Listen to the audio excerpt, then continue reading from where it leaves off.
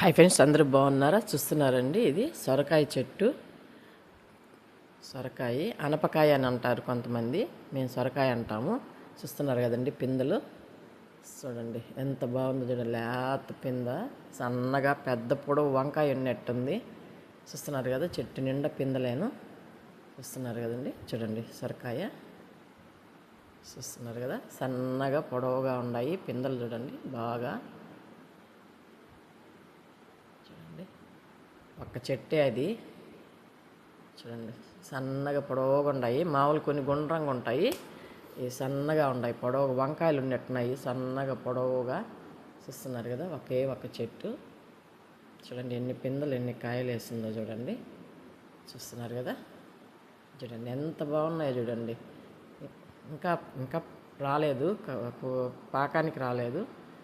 ఈ పసురు వాసన వస్తాయి, ఇప్పుడు కోసి వండితే పసురు వాసన వస్తాయి, బాగుండవండి. అందుకని పిందెలువి చూపిస్తున్నాను. చూస్తున్నారు కదా ఎన్ని కాయలు చూడండి. అలా వంకాయలు. ఈ వీడియో నచ్చినట్టయితే లైక్ చేయండి, షేర్ చేయండి, సబ్స్క్రైబ్ చేయండి.